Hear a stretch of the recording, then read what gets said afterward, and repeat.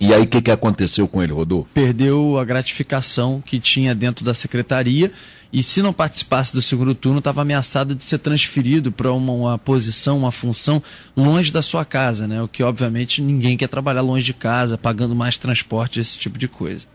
Que mais que temos aí, meu caro Pedro Paulo Spoleto? Pois é, Boechat, no galpão, quando a gente chegou lá, pelo menos 5 vans, além de ônibus, caminhões e carros particulares, estavam parados lá já à disposição dos grupos. Os grupos que eram orientados, separados por regiões, alguns iam para Alcântara, outros para a região central ali da cidade, outros para Nova Cidade, Trindade, as várias regiões da cidade de São Gonçalo na região metropolitana, eles eram orientados e depois seguiam até em ônibus, dependendo do volume de pessoas que eram transportadas. Cada funcionário era obrigado, orientado a distribuir 500 panfletos para só depois ser liberado.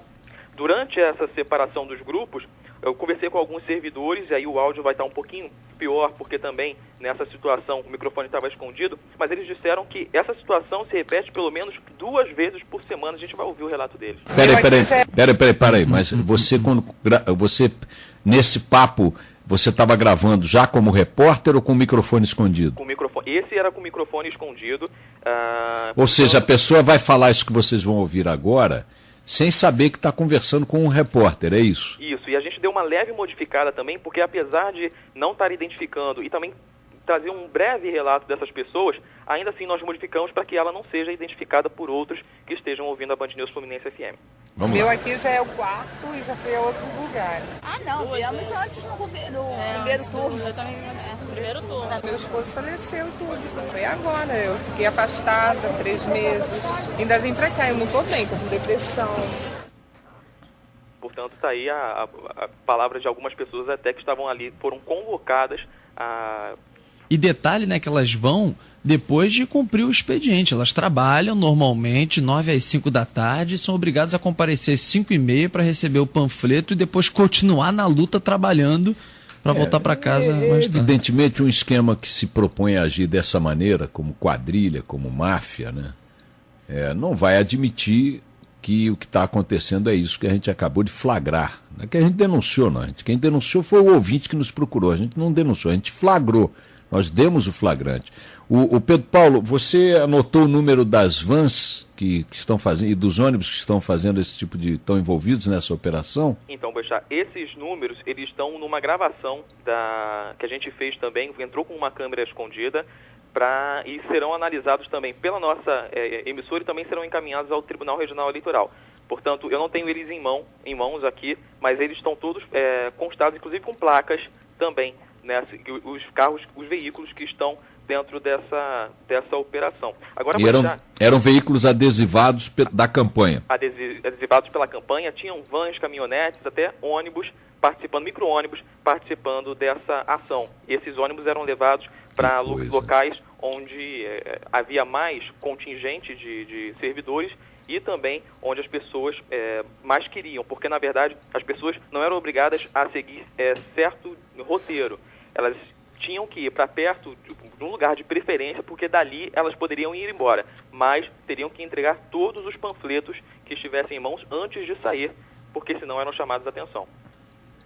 Olha, minha gente, eles não vão admitir isso, evidente que não vão admitir que estão agindo dessa maneira, mas eu estou pouco me importando com o que a versão oficial vai dizer. Estou pouco me importando até mesmo com o que um juiz eleitoral poderá dizer dessa denúncia, eventualmente impondo aqui que a gente faça algum tipo de direito de resposta ou coisa que o valha. Estou pouco me importando também se o adversário do Adolfo Conder, que é o senhor Neilton Mulim, vai usar esse material na campanha dele para algum tipo de proveito eleitoral, porque eu não conheço o senhor Neilton Mulim, e como ele é político brasileiro, acho pouco provável que não tenha, se não práticas idênticas, mas que não siga um tipo de cartilha ética semelhante a essa do seu adversário, porque a política brasileira é toda igual. Os políticos brasileiros são todos os mesmos, rezam pelo mesmo tipo de conduta,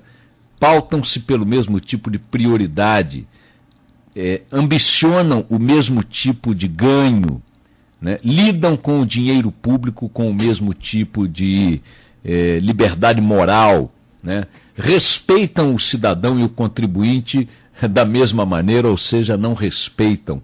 Mentem descaradamente em suas campanhas e frustram sistematicamente em seus mandatos, não importa a que grupamento político pertençam. Então, quando a gente está fazendo uma denúncia dessa, a gente não está fazendo uma denúncia dessa porque a gente é contra A e a favor de B.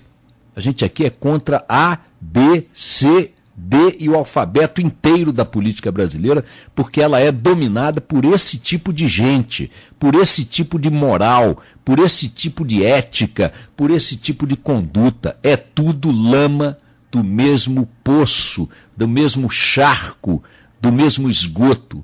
É tudo farinha do mesmo saco. Se a gente se dedicar um pouquinho e tiver um pouquinho de informação a respeito das outras candidaturas e dos outros partidos, a gente vai encontrar a mesma lixarada, o mesmo comprometimento com o doador, com o empreiteiro, com, sabe, uma nojeira, uma pouca vergonha, uma indecência. E não adianta ligar para cá para reclamar, para pedir direito de resposta, vão para PQP todos vocês, o da oposição, da situação.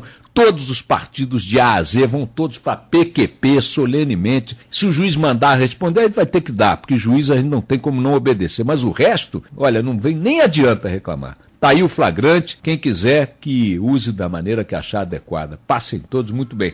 O Pedro Paulo Spoleto, parabéns aí pelo seu trabalho, Pedro Paulo. Também agradecer mais uma vez ao nosso ouvinte, que foi o responsável, que deu origem, que deu o ponto de partida a essa operação aí. Uma denúncia grave, uma denúncia comprovada da manipulação do uso da máquina pública. Olha, candidaturas podem ser impugnadas mediante esse tipo de comprovação. Nós temos aí o flagrante, o filme, está tudo aí. Está tudo aí. Agora, me interesso particularmente por impugnar essa ou aquela candidatura? Não, porque para mim não faz diferença. As candidaturas e os candidatos são os mesmos, iguais. Mudam só o nome do partido e seus próprios nomes. Mas tem o mesmo tipo de objetivo, de compromisso, já falei aqui. Então, para mim, pouco importa quem vai ser eleito prefeito de São Gonçalo. Me surpreende que uma prefeita com o currículo, com a força, o prontuário dessa panicê ainda sinta-se encorajada a lançar um candidato à sua sucessão. Essa mulher devia estar em casa com vergonha de ir na rua. Mas, enfim, a política é isso. De qualquer maneira, se você percebeu nisso um resultado concreto da iniciativa de um ouvinte que viu algo e denunciou, faça igual, denuncie. Se na sua repartição você está vendo uma sacanagem, um desvio, denuncie. Se você é um usuário do serviço público e viu uma irregularidade, denuncie. Se você flagrou um guarda tentando achacar alguém, denuncia. Se você está numa comunidade, está vendo traficante armado, denuncia. Tome cuidado. Acima de tudo, tome cuidado, não se exponha, não exponha a sua segurança, mas não fique calado. E não precisa ser para cá, insisto, liga para outra rádio, liga para um jornal, liga para uma revista, liga para uma emissora de TV. Na rádio, de uma maneira geral, você tende a ser atendido com maior rapidez. São estruturas mais leves e que trabalham mais focadas nesse tipo de produto, nesse tipo de material, nesse tipo de conteúdo. Mas o principal, o fundamental, é que você bote a boca no trombone. Essa canalha política que nos oprime há séculos precisa, de alguma maneira, ser posta para fora da realidade da política nacional. A gente tem que fazer, de algum jeito, algum dia isso vai acontecer. E vai acontecer mais rápido se a gente gritar, ok? Vamos tocar o barco e daqui a pouco a gente volta.